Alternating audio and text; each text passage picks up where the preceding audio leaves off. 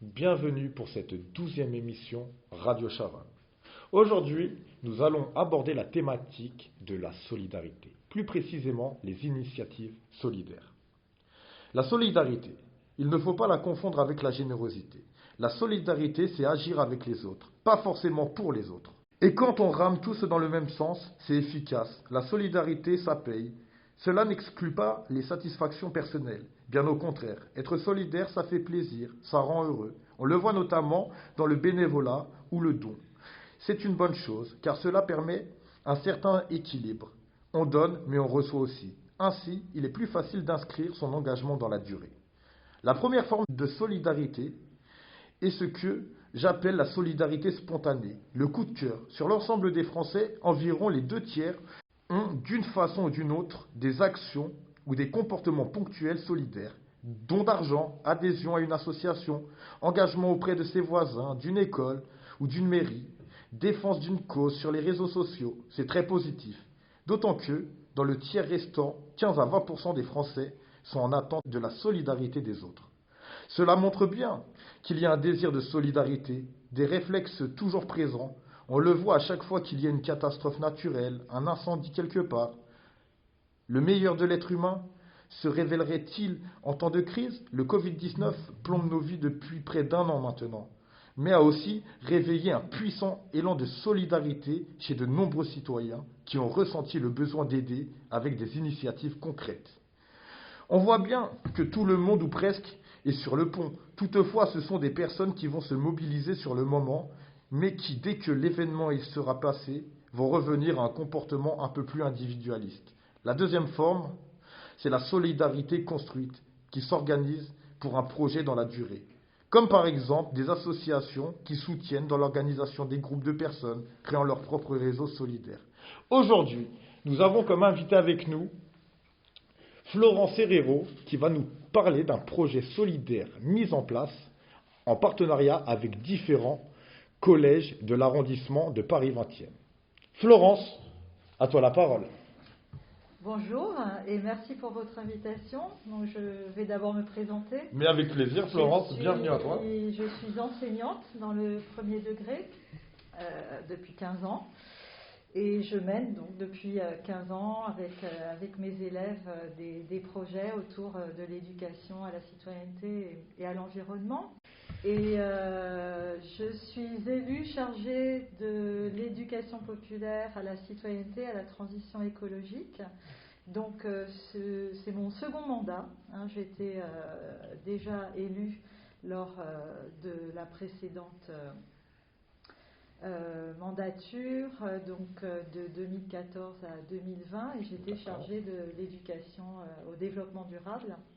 Donc je suis toujours sur la même ligne, à savoir permettre aux jeunes de s'exprimer et surtout de s'engager. Parce qu'il me semble que ce n'est pas dans le manuel d'éducation morale et civique entre la page 23 et la page 32 que l'on apprend à devenir citoyen et citoyenne. Alors, cette action dont vous venez de parler, elle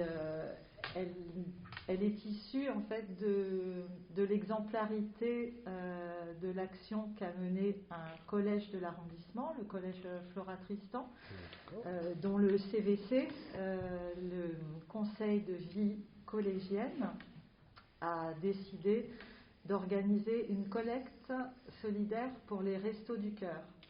Ça a tellement bien fonctionné en l'espace de très peu de temps, environ une semaine, qu'ils ont réussi à réunir 88 cartons que nous avons déposés au Resto du Cœur dans le 10e arrondissement avec une association du quartier, le Club des Réglisses en l'occurrence, qui nous a aidés au niveau logistique. Donc, partant de cette action-là, je me suis dit qu'il était temps de lancer une dynamique dans le 20e arrondissement avec les jeunes des collèges et lycées de l'arrondissement, notamment au regard de la situation sanitaire et en particulier quand on voit l'état en fait des jeunes. Quand on parle beaucoup de la santé mentale des jeunes, En effet, évidemment.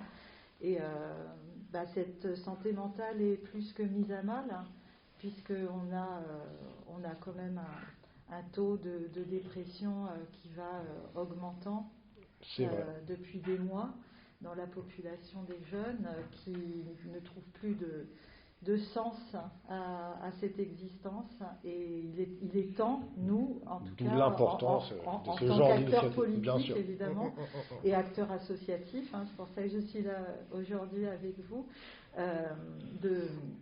de prendre ce sujet à bras le corps et de permettre donc aux jeunes de s'exprimer et de s'engager, et surtout de redonner du sens à cette existence et de se redonner confiance. Donc les jeunes sont prêts. Moi, ça fait quand même quelques temps que j'accompagne les grèves pour le climat, les marches pour le climat. Qu'en tant qu'enseignante, j'accompagne donc de plus jeunes enfants, de 10 ans d'âge en moyenne, dans des actions qu'eux-mêmes déterminent. C'est très important de leur faire confiance. Et comme là, au collège Floral-Tristan, ce sont donc ces collégiens qui ont décidé de cette D'accord, donc c'est une co-construction qui s'est justement faite avec les collégiens. C'est pas une action qui vient de vous-même, c'est vraiment co-construit avec les différents collèges. Il y a vraiment une demande importante de la part des élèves. Voilà, comme je vous le disais, les élèves sont prêts, les jeunes sont prêts. Ce qui est plus compliqué, c'est peut-être de convaincre les adultes de les accompagner. Donc, on a envoyé cette proposition aux différents établissements scolaires du second degré de l'arrondissement, et à notre grande et heureuse surprise, plus de la moitié des établissements scolaires du second degré ont répondu présents en domicile fixe. D'accord, excellent. Donc là, l'association, donc le Pavillon La Cloche, proposait aux jeunes de les former à échanger avec les commerçants, avec les habitants, pour sensibiliser à une question, là en l'occurrence, puisque la collecte s'effectuait au bénéfice des règles élémentaires. Donc c'est sensibiliser sur la précarité hygiénique menstruelle des femmes, des femmes et des jeunes filles. Alors c'est vrai que ça peut paraître surprenant au départ de proposer ce type de collecte, mais là encore, c'est faire fi du niveau de maturité et de conscience des jeunes qui elles et eux, beaucoup de garçons se sont engagés dans cette collecte, sont conscients que beaucoup de jeunes, notamment de jeunes filles, de jeunes femmes, n'ont pas les moyens chaque mois de financer l'achat de produits d'hygiène, et donc c'est un vrai sujet de société auquel les jeunes sont très sensibles. Alors, donc en fait, certains ont eu une petite formation, ont reçu une petite formation par l'association, et d'autres se sont débrouillés. Ils ont imprimé les flyers de l'association Les Règles Élémentaires, les affiches, ils ont préparé des cartons, et il y a un collège que je tiens à remercier là particulièrement, c'est le collège Jean Perrin, qui a envoyé, en tout cas ce sont les jeunes, les jeunes grâce à leur CPE qui ont encadré le projet. Ils se sont rendus dans 4 magasins Monoprix qui sont partenaires des règles élémentaires. Et ils ont pu déposer une boîte de dons, ils ont pu rester une après-midi entière à essayer de sensibiliser les clients de ces 4 grands magasins. Excellent. Et ils ont obtenu une récolte conséquente que nous sommes allés porter avec 3 associations du 20e qui sont venues en relais logistique. Donc nous avons porté l'ensemble des collectes des collèges et lycées du 20e à la Fabrique de la Solidarité. Et quels sont avec donc la EPCR. D'accord. La EPCR avec Archipélia et avec le club des Réglisses. Et quelles sont leurs missions phares justement à ces différentes associations? Ils sont là, ils ont été là donc pour ramener les différentes collectes voilà, à la fabrique solidaire. Mais quelles vont être leurs futures missions? Alors, le but au départ, comme je disais, ce que j'avais proposé, c'était que chaque établissement scolaire détermine la destination de sa collecte. Bon, ils ont préféré choisir par manque de temps surtout, et vu les conditions sanitaires actuelles, le projet via la Fabrique de la Solidarité pour les règles élémentaires. Mais en fait, le but, là, c'est de lancer une dynamique de façon à ce que les associations, les centres sociaux, les centres d'animation, enfin en tout cas tous les acteurs et actrices de l'arrondissement qui travaillent avec les jeunes, qui accompagnent les jeunes au quotidien, puissent rencontrer les établissements scolaires. Parce que souvent, sur un même territoire, ils se côtoient, mais ils ne se connaissent pas. Or, la solidarité, c'est ça aussi. D'accord. Et cette mise en relation entre partenaires et collèges, ça serait justement de redistribuer justement ces collectes ensemble? Quelle serait Alors oui, alors ça dans une prochaine étape, il va y avoir à la Fabrique de la Solidarité un tri de l'ensemble de toutes les collectes parisiennes, D'accord. y compris celle du 20e. Donc là, on va solliciter de nouveau des jeunes. Alors là, ce serait donc plus, comme ce sera sur le temps scolaire, ce sera plus des jeunes de vos associations et des centres qui ont participé, et y compris ceux et celles qui n'ont pas encore participé, mais qui pourront du coup rejoindre le projet. Donc ça se ferait plutôt au mois de mai. D'accord, et on a demandé qu'une partie de la collecte soit redistribuée dans le 20e, parce qu'à cette occasion, nous avons compris que beaucoup d'adolescentes de ces collèges et lycées se trouvent dans cette précarité et souhaiteraient elles-mêmes être bénéficiaires de la collecte. Donc il y a une partie de cette collecte qui va revenir dans le 20e. Les infirmières, par exemple, de ces collèges sont très demandeuses, ont participé aussi au projet, parce qu'il y a des demandes quotidiennes de la part des collégiennes et des lycéennes d'avoir des serviettes ou des tampons, en tout cas des produits qu'elles ne peuvent pas toujours se financer. Un joli projet porteur vraiment de belles valeurs. Nous allons rester avec Selim, qui lui-même a participé justement à cette action, à ce projet dont la récupération des différentes collectes pour ensuite les ramener à la fabrique solidaire. Donc Selim, est-ce que tu pourrais un petit peu t'exprimer sur cela, et puis n'hésite pas si tu as aussi des questions à poser à Florence, je t'en prie, tu peux y aller. À toi la parole. Moi, j'avais surtout gardé le souvenir d'avoir été impliqué sur la collecte elle-même. Oui, bien sûr. Plus que sur le retour logistique, en fait. Oui, c'est vrai que déjà tu avais participé dans un premier temps avec justement les collégiens. J'avais fait un remplacement, effectivement. C'est ça. Une surveillance. D'accord.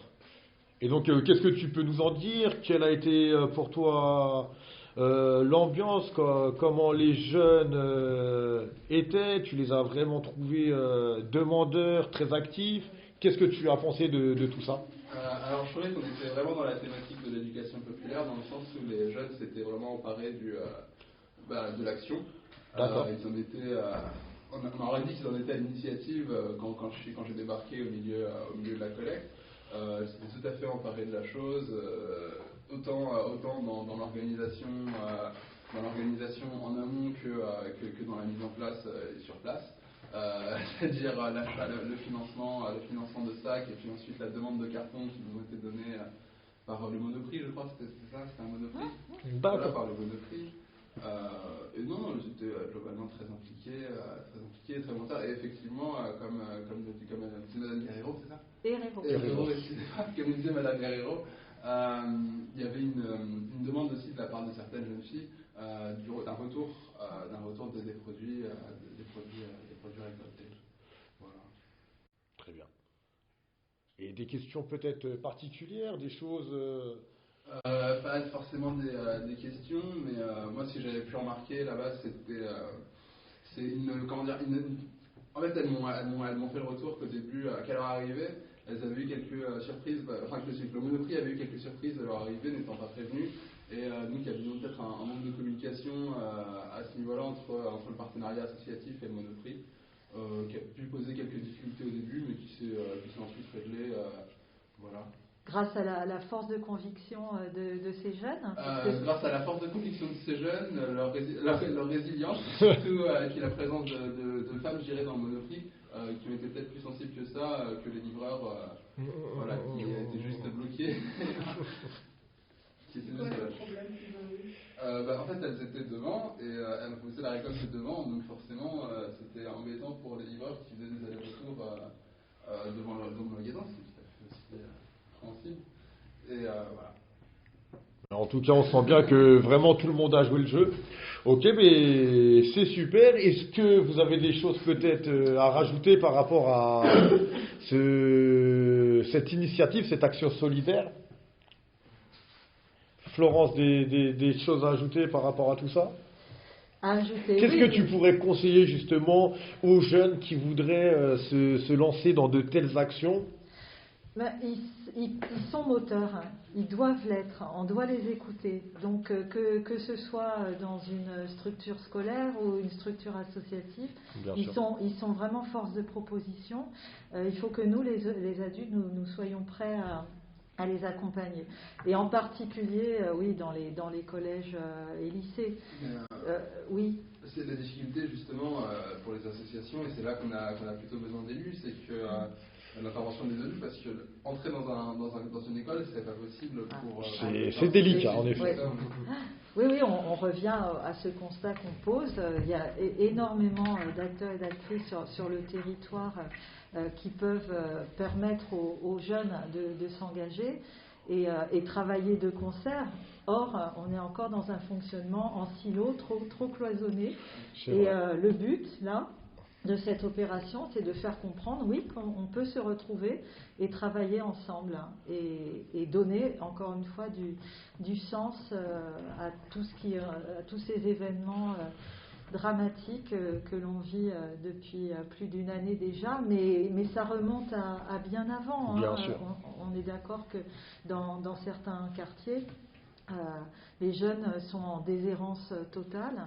Or, ces jeunes ont un potentiel formidable, ils ont une richesse extraordinaire. Ils sont très demandeurs. Et c'est à nous, les adultes, de leur permettre de se révéler à eux-mêmes.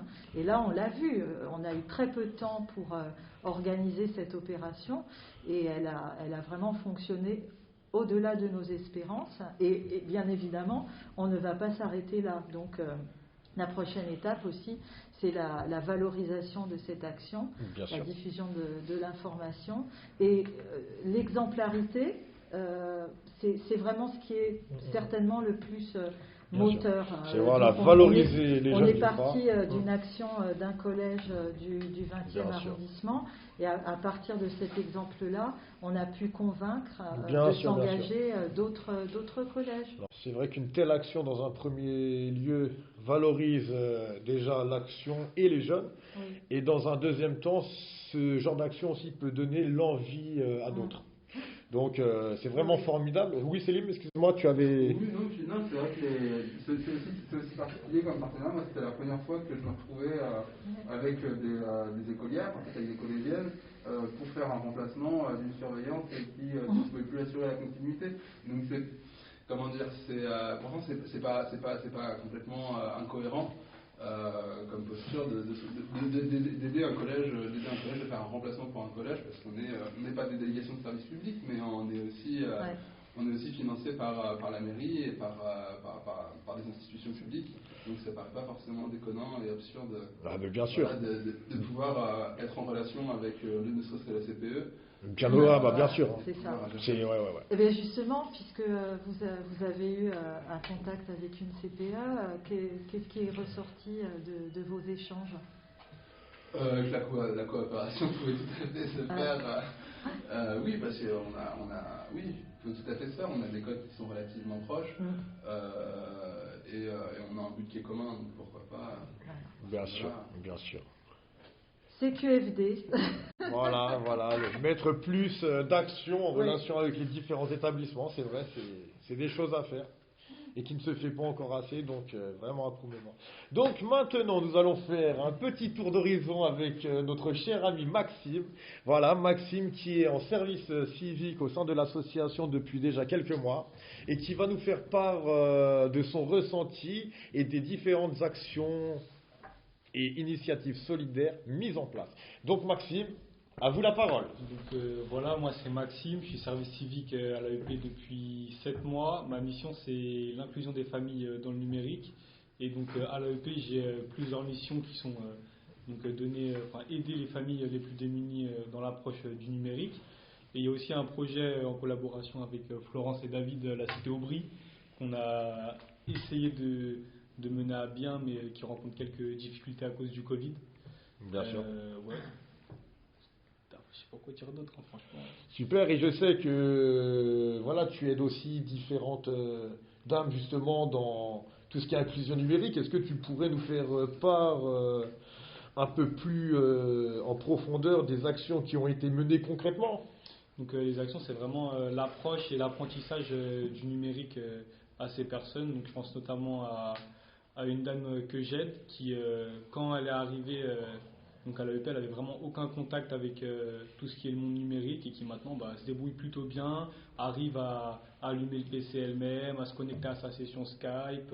Juste quand la session se déconnecte ou qu'elle a des petites questions, elle descend nous voir, mais elle est devenue très autonome, quasiment toute seule en fait, hein, juste avec quelqu'un pour l'accompagner à côté pour répondre à ses questions. D'accord. Et donc, est-ce que tu as mené aussi dans le cadre de ton service civique, depuis 7 mois que tu es au sein de l'AEPCR, d'autres actions solidaires?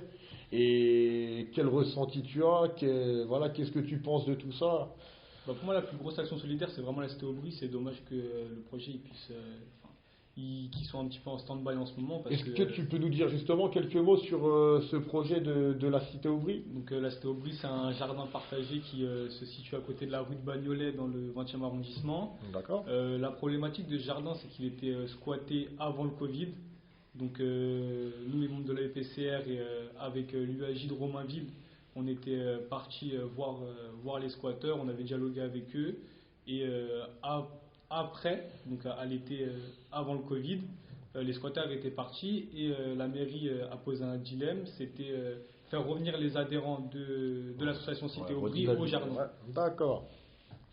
Donc c'était un peu redynamiser justement cet espace qui n'avait plus forcément de vie, quoi. C'est ça, donc si cet espace n'est pas redynamisé, la mairie remet la main dessus pour en faire soit un city-stade, soit un bâtiment. Mais c'est pas ce qui nous intéresse dans l'immédiat. Bien sûr, nous ce qui nous intéresse vraiment c'est quoi? C'est de sensibiliser justement les jeunes à l'environnement justement à travers ce jardin partagé. C'était ça une des... C'est ça, tout à fait. Donc nous on menait des petites actions le mercredi après-midi. Alors que mettais-tu en place justement Donc nous on mettait des petites activités, on faisait visiter les jardins, découverte de plantes pour les plus petits, petits jeux, petits goûters, un petit peu comme ce qui se fait sur la place de la Réunion.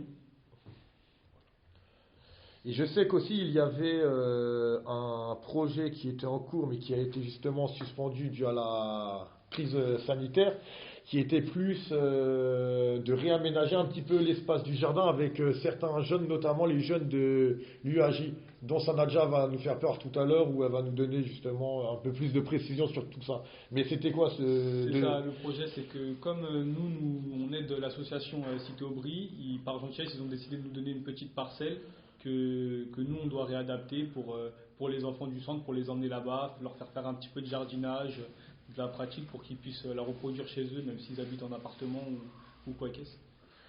D'accord. Ok, ben c'est super. Mais Maxime, est-ce que tu as des choses à rajouter par rapport à tout ça? En tout cas, n'hésite pas à poser des questions, à revenir si tu as oublié des choses ou pas. Mais en tout cas, merci vraiment de ton intervention.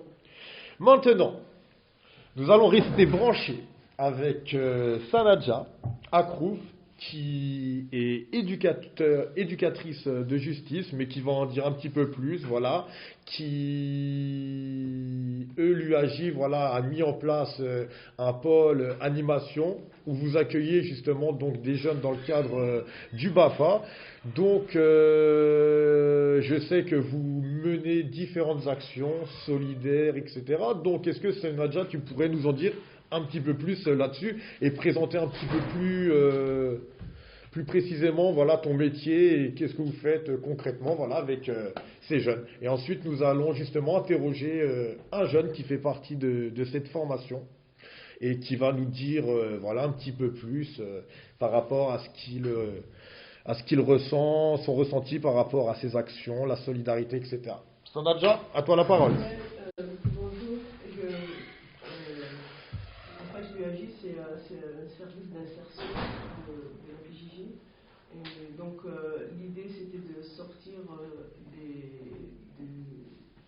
les stagiaires, ce qu'on appelle nous les stagiaires de la PJJ, dont on s'occupe, le maximum de les sortir des murs de la PJJ.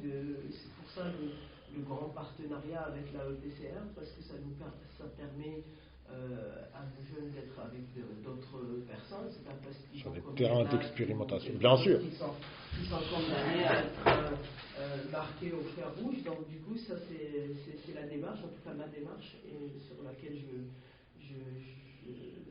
70% de notre intervention se fait en dehors de la PJJ. Donc, pour faire l'idée, c'est un peu, je suis malade, hein. D'habitude je pars plus facilement, mais là j'ai de la fièvre, il m'a mis la pression d'Ali. Je suis moi. Voilà. Donc l'idée, c'est parler de la solidarité pour nous, ou faire de la solidarité, c'est important, parce qu'on est dans une société, dans une époque, hein, pas que la société en France, mais partout, malheureusement dans le monde, où l'individualisme prend le dessus, quoi. Donc, et du coup, c'est à peu près la valeur, même dans la façon de vivre, quoi. Dans une même famille, chacun il a son portable et il vit tout seul. Il n'y a plus cet esprit de famille, d'être ensemble. On le voit. Même des enfants dans le même appartement se parlent presque par téléphone avec leurs parents, quoi. Et ça, c'est nous, enfin moi en tout cas, je pense que c'est très dramatique, et parce que transmettre les valeurs de la solidarité, c'est aussi permettre comment dire,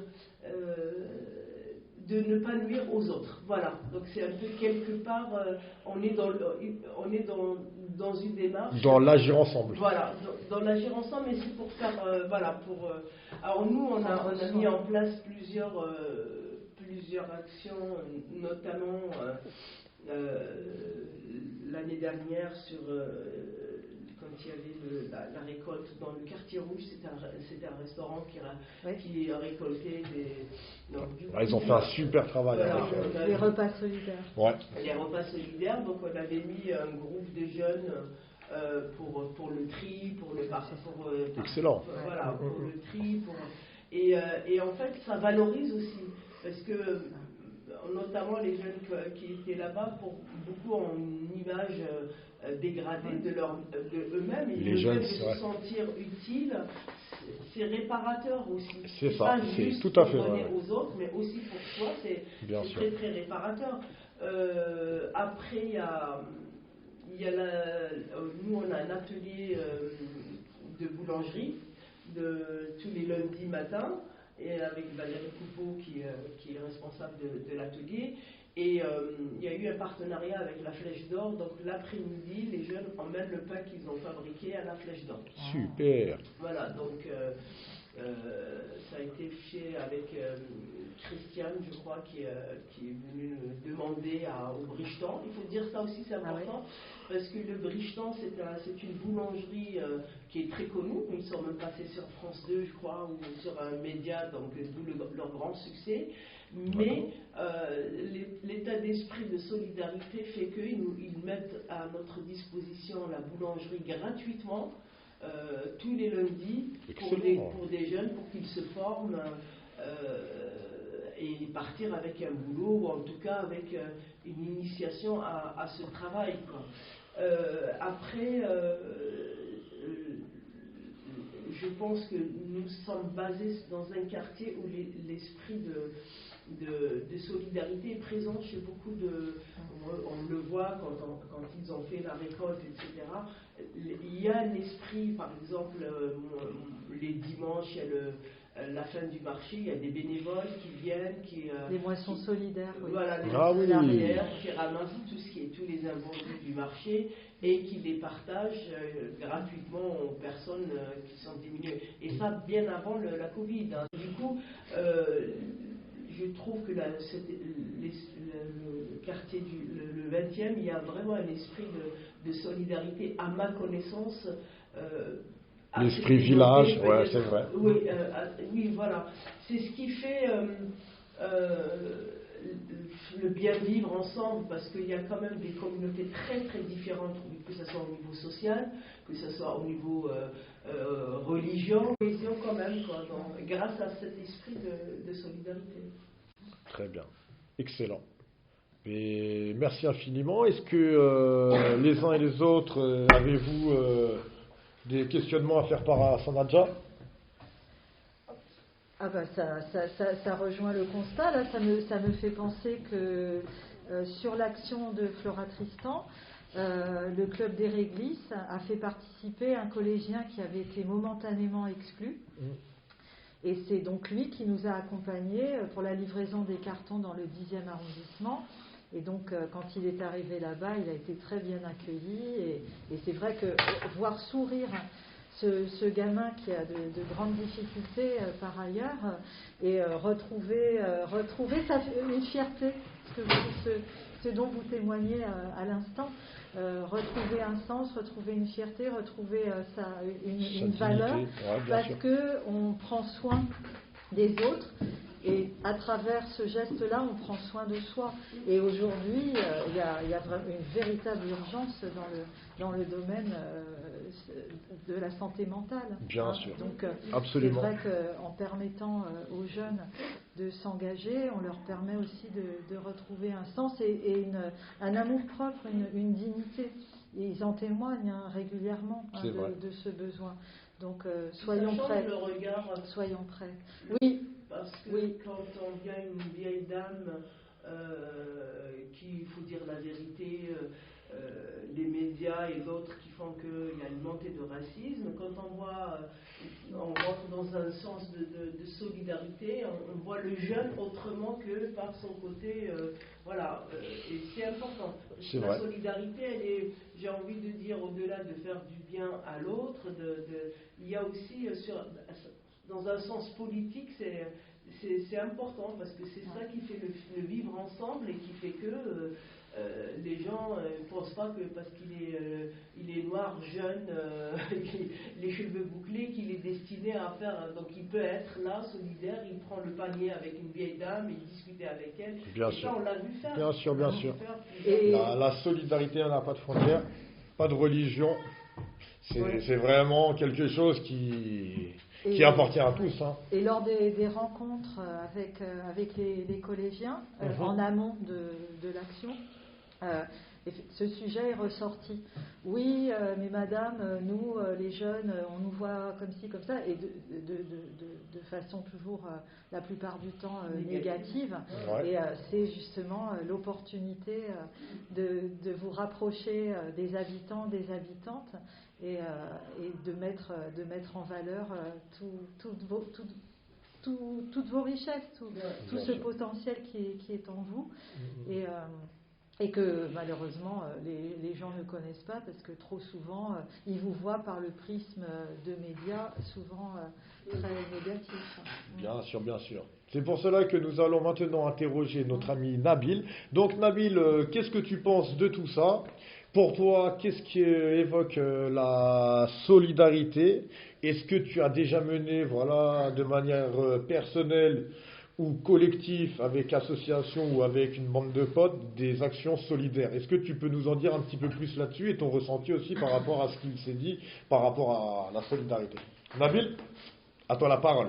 Pour moi, être solidaire, ce n'est pas forcément donner de l'argent aux personnes pauvres, c'est plutôt venir en aide aux personnes en général, leur apporter des connaissances, les aider dans leurs projets, etc. Super. Et comme action solidaire, avec une étude scolaire, en 2017, nous sommes partis dans un supermarché acheter des produits de premier besoin que nous avons donné à une association qui les a distribués aux familles qui sont dans le besoin d'en avoir. D'accord. Après, pour que ce soit avec les voisins, les personnes âgées, j'hésite pas à leur donner un coup de main s'ils ont besoin que je leur porte leurs courses, des choses dans la vie générale. Voilà, des actions solidaires, donc du coup informelles. Ouais, voilà ça. D'accord, excellent. Voilà, c'est déjà très bien. Est-ce que tu veux, voilà, t'exprimer sur peut-être ce qui s'est dit avant, par rapport à ce qu'a dit Sanadja, Florence, des questionnements qui te viennent en tête comme ça? Après, voilà. Pour l'instant, il n'y a pas grand-chose qui est flou dans ma tête par rapport à la solidarité. Donc, j'ai pas de questions précises sur la solidarité. On peut t'en poser des questions. Florence, avec tes amis, vous échangez de quelle façon pour entreprendre une action de solidarité? Tu habites où et dans quel quartier? Est-ce que les jeunes de ton quartier sont sensibles à ces questions-là? Et est-ce que vous arrivez ensemble à mener une action? Ou est-ce que tu es un petit peu seul ou comment? C'est un grand de notre quartier qui est un médiateur. Qui des jeunes de chaque quartier dans les villes communes de ma ville, qui les rassemble et qui nous donne de l'argent pour aller faire les courses, pour lui rapporter, et après on va les distribuer aux personnes qui sont dans le besoin. Et ta ville, c'est? C'est Daraveil. D'accord, d'accord. Et toi, si tu avais un rêve pour les jours à venir, ce serait quoi? Que tout le monde puisse dormir sous un toit, avec de quoi vivre, de quoi manger, et que tout le monde soit égaux par rapport à la richesse, que tout le monde puisse s'en sortir. Et pour les jeunes? Et pour les jeunes, qu'ils soient plus solidaires entre eux, et que quand ils ont l'occasion d'aider, qu'ils n'hésitent pas. Parce que le bien qu'ils font, ça va se retourner contre eux. Ils vont recevoir les mêmes choses qu'ils partagent.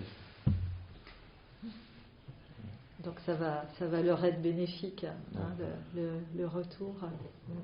Et oui, c'est cette générosité-là que toi tu vis et tu le ressens, ça. Par rapport aux personnes que tu accompagnes, que tu aides, tu as ce retour dont tu parles, qui fait du bien. Même quand je donne de l'argent à SDF, c'est comme de la satisfaction, ça rend heureux. En vrai, ça rend. Et puis l'échange avec cette personne, parce que c'est surtout ça, j'imagine. C'est pas simplement déposer une pièce, c'est aussi un sourire, c'est lui demander comment ça va. Entrer en relation avec cette personne. Oui. Ça, tu l'as déjà vécu plusieurs fois. Mais merci Nabil pour ce très beau témoignage. Ah oui, continue. Continue ainsi, en effet. Oui, continue. Tu es sur la bonne voie, la bonne route.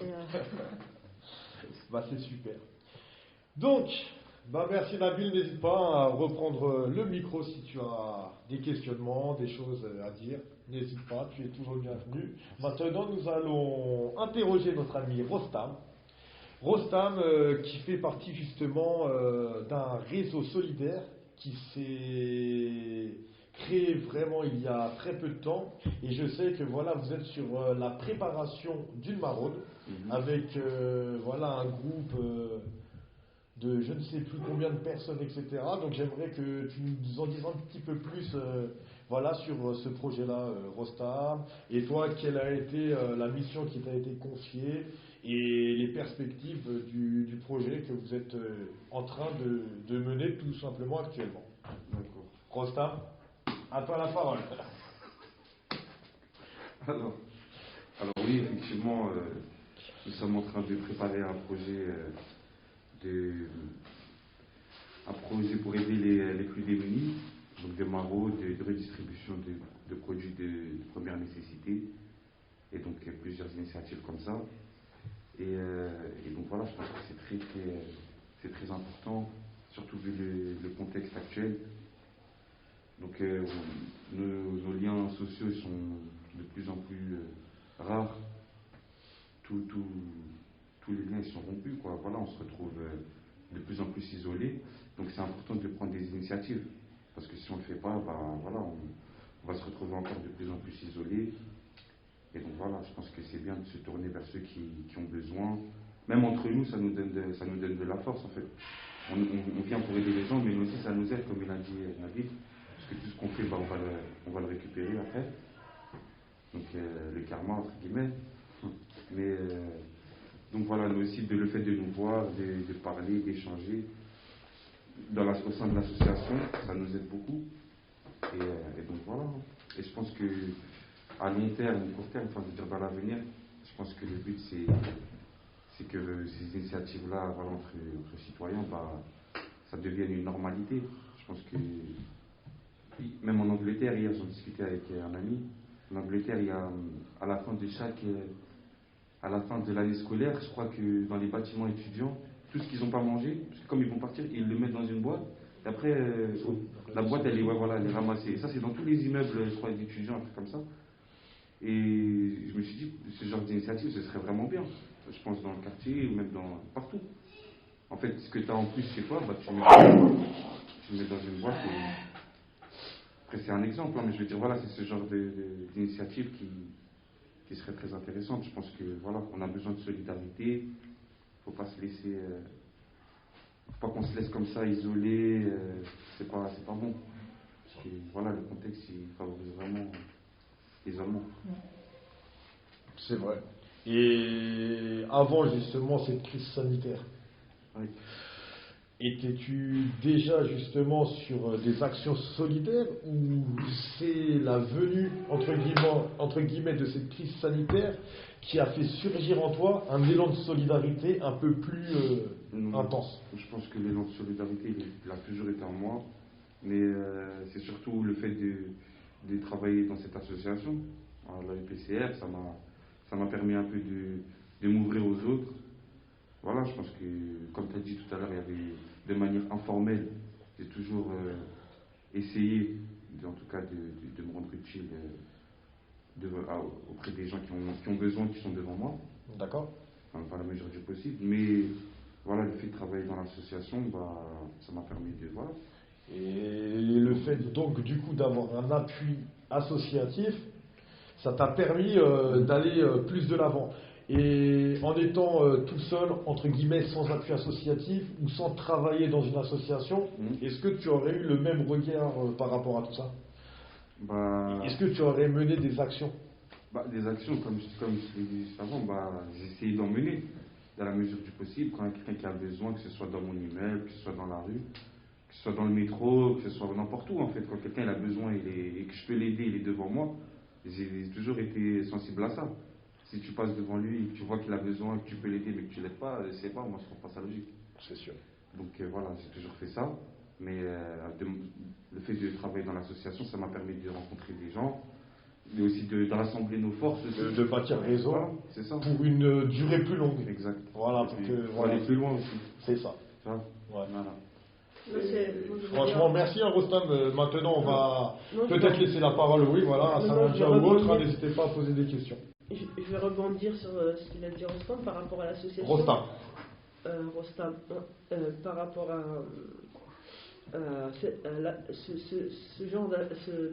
cette association qui est la EPCR, l'importance de ce genre d'association dans des quartiers comme ça, les quartiers populaires, c'est par exemple, on retrouve des personnes isolées, vieilles personnes. Moi, je pense à quelqu'un qui était ici bénévole.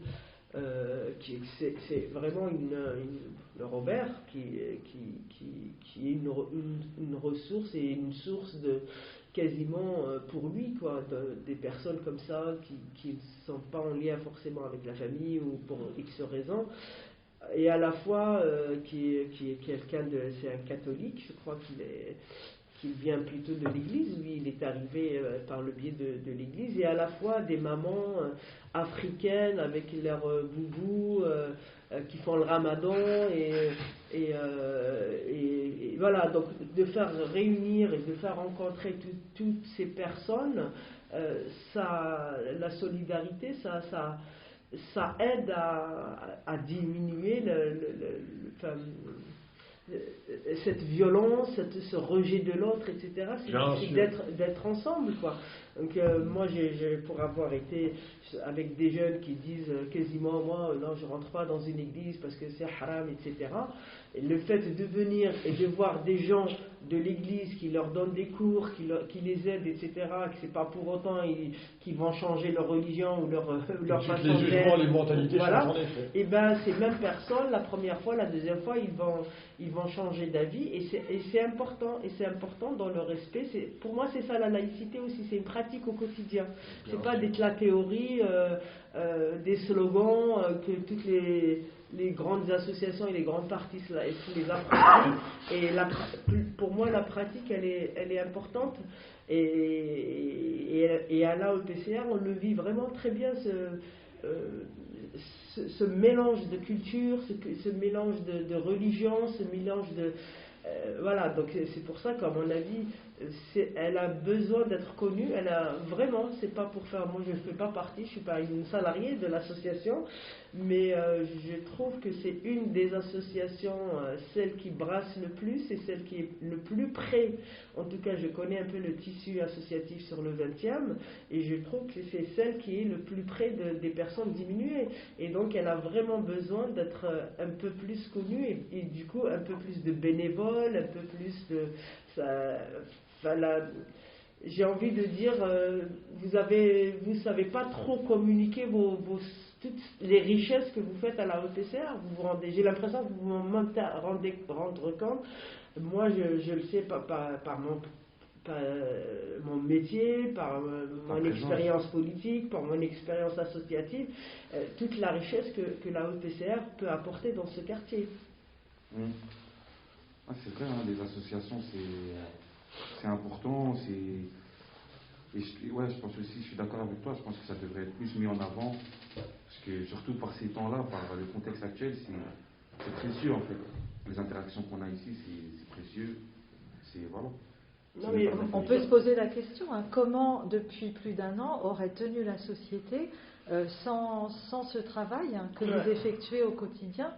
Je pense qu'on aurait dû faire face à un écroulement total. Bien sûr, heureusement que le tissu associatif est vraiment présent, surtout dans le 20e arrondissement. Non, mais en plus, moi j'interpelle les élus du quartier, mais pas que. Je connais aussi les associations, et qu'il y a des associations qui sont subventionnées c'est démesuré quasiment par rapport à ce qu'ils font, et des associations comme la EPCR qui est vraiment dans le quartier, qui s'implique avec... Moi j'ai vu des salariés sortir de leur poche pour acheter des fois quelque chose, quoi. Donc, et c'est important qu'on valorise et qu'on regarde un peu plus de ce côté-là, parce que dans le quartier, moi je connais des associations qui sont subventionnées à échelle 3-4 fois plus que la PCR et ils font pas. C'est pas pour casser. D'ailleurs, je nomme personne, mais c'est important parce que ça, les élus doivent être sensibles à ce genre de. C'est-à-dire c'est une association qui est vraiment en phase avec le quartier, quoi. Donc moi je sais qu'il y a des mamans qui n'ont pas où aller, qui savent pas, ils savent très bien que s'ils frappent à la porte, la porte leur est ouverte, quoi. Un jeune paumé, d'ailleurs, il y a quasiment la plupart des jeunes paumés du quartier, quand ils tournent et ils reviennent ici, ils savent que la porte ne leur est pas fermée sous prétexte, qu'ils ont un passif. Et ça, c'est important de développer ce genre d'association qui est au cœur de la solidarité. Bien sûr. On va avoir de plus en plus besoin de refuges. De refuge de la biodiversité humaine. C'est vrai qu'elle est très riche dans nos quartiers et on a besoin de lieux qui accueillent toute cette richesse qui permettent en particulier aux jeunes de l'exprimer. Oui.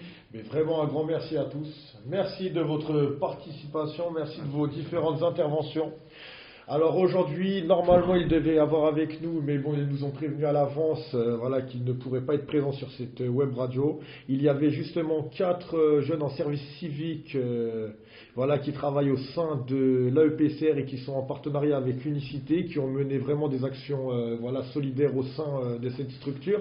Donc il y aura un témoignage vocal qu'ils vont nous envoyer qui sera retransmis justement sur la web radio. Voilà, un grand merci vraiment à tous. Je vous souhaite sur ce une très très bonne journée et je vous dis à bientôt sur Radio Charonne. Bonjour et bienvenue sur la web radio de l'association d'éducation populaire Charonne Réunion. Nous sommes 4 volontaires en service civique et dans cette chronique, nous allons vous parler de notre mission et de nos actions. Pour commencer, qu'est-ce que le service civique ? Par définition, c'est un dispositif français d'encouragement à l'engagement de la citoyenneté et du soutien public. C'est proposé aux jeunes de 16 à 25 ans et jusqu'à 30 ans en situation de handicap. Il y a des missions partout en France qui durent entre 6 et 12 mois dans plusieurs domaines, la solidarité, le sport, la santé et beaucoup d'autres. Dans notre cas, nous avons choisi de nous engager dans l'environnement avec l'association Unicité. Nous faisons pendant 8 mois partie du programme VTE et qui est l'abréviation de volontaires de la transition énergétique. Cela consiste, entre autres, à la réalisation de nombreuses actions et animations pour tout public, en groupe ou non, afin d'informer sur les enjeux écologiques. Nous sommes aussi la première promotion de Paris à nous axer sur l'inclusion numérique qui offre une aide et de cours de base à l'informatique pour faciliter l'identification des pertes énergétiques dans le logement. Avant de détailler nos actions, nous allons prendre un temps pour nous présenter. Donc bonjour, Gabriel, 18 ans, j'ai eu mon bac l'année dernière en STIPD option environnement et j'ai choisi le service civique en transition énergétique pour rester dans cette voie afin d'améliorer un futur possible. Hey, moi c'est Ophélie, j'ai 22 ans et je me suis inscrite en service civique pour me rendre utile et apprendre à me connaître. Moi c'est Rose, j'ai 26 ans. Après un master aux Beaux-Arts de Besançon, j'ai choisi le service civique pour avoir une expérience supplémentaire après une année de recherche difficile due à la crise du Covid-19. Pourquoi VTE Je reste touchée par les enjeux écologiques et environnementaux et j'ai envie de me sentir utile et de devenir actrice de l'écologie, à la fois pour tous et pour moi, pour une terre plus propre et moins impactée par l'homme. Je m'appelle Tessia, j'ai 18 ans et j'ai choisi de faire un service civique pendant mon année sabbatique après le lycée. Je voulais me rendre utile et m'engager dans une cause que je juge importante. J'ai recherché un projet qui me permettrait non seulement de me réinsérer socialement, mais aussi de me former à des compétences que l'école ne pouvait pas. Notre équipe à Unicité nommée Univers est composée de 15 volontaires séparés en plusieurs groupes, 3 groupes dans le 18e, 2 groupes dans le 19e, un groupe dans le 20e et un groupe en ligne. Nous avons rarement la possibilité de nous réunir dû aux restrictions sanitaires, mais certaines missions nous ont plus ou moins permis de travailler ensemble. Donc pour ma part, je vais vous présenter la mission RIVP, c'est une mission de porte-à-porte qui a commencé le 9 mars en collaboration avec l'association RFVP. Elle a pour but de distribuer dans le 19e et dans le 20e des kits d'économie d'énergie gratuitement et dans lesquels il est possible de retrouver des objets comme des lampes à basse consommation ou un mousseur au robinet qui permet de réduire le débit. Le but de cette mission est donc de sensibiliser un maximum de personnes en distribuant un total de 2000 kits gratuitement directement chez l'habitant. En janvier, on a fait une action de collecte pour ramasser des protections hygiéniques pour les femmes en situation de précarité. Ça a été organisé par les diffuseurs de solidarité. Ils se trouvent dans le 94 et eux aussi sont à Unicité. On a récolté plein de protections et c'était super de pouvoir agir dans d'autres domaines que l'environnement. Comme autre action, on a réalisé aussi dans le 20e arrondissement, on a fait le 18 mars, on a fait un clean walk, donc dans le but de sensibiliser au ramassage des déchets dans un quartier du 20e arrondissement. Donc après avoir été en relation du service de propreté du 20e arrondissement pour le matériel, nous avons choisi un périmètre proche de la EPCR et nous avons parcouru quelques rues pour y ramasser des déchets, donc tout type de déchets et notamment des mégots de cigarettes. Et comme autre action qu'on va organiser, il s'agit du défi VTE du 2 juin. Donc c'est une journée de collecte de déchets électroniques et électriques dans le 13e arrondissement. C'est un défi national. Donc le but, c'est de collecter un maximum de déchets électroniques et électriques pour sensibiliser à la population du 13e au recyclage. Donc maintenant, je vais rentrer plus en détail dans notre action de groupe à la PCR. Donc chaque équipe d'arrondissement propose des actions dans une structure qui a été assignée. Nous, l'équipe du 20e, nous avons commencé à la PCR le 25 novembre. Depuis, notre rôle est d'animer tous les mardis et mercredis des ateliers de sensibilisation aux enjeux écologiques à des enfants de 6 à 12 ans. Nos premières semaines d'animation ont été consacrées au tri sélectif avec plusieurs jeux comme une bataille royale, une chasse au trésor et un face-à-face pour apprendre aux enfants à trier leurs déchets dans les bonnes poubelles. Nous avons continué avec des quiz et des jeux de plateau créés par nous-mêmes sur le compostage. La suite était d'introduire les éco-gestes, qui sont donc des gestes souvent simples et quotidiens que chaque citoyen peut faire afin de réduire son impact sur l'environnement. Après cette introduction, nous nous sommes attaqués à des sujets plus complexes comme les énergies renouvelables en leur faisant par exemple fabriquer des éoliennes en papier pour discuter des alternatives aux énergies polluantes. Les enfants ont aussi été sensibilisés aux enjeux de l'activité humaine sur la faune en réalisant une fresque avec leurs propres dessins d'animaux affectés par la pollution. Des ateliers plus ludiques ont été réalisés lors du carnaval où les participants ont pu fabriquer leurs propres instruments comme des maracas ou des clap-clap en recyclant des pots de yaourt, bocaux, bouchons de bouteilles, etc. En espérant que la situation actuelle s'améliore pour pouvoir réouvrir complètement la EPCR et que nous puissions continuer ce que nous avons commencé avec les enfants. Merci de nous avoir écoutés et peut-être à bientôt à la EPCR.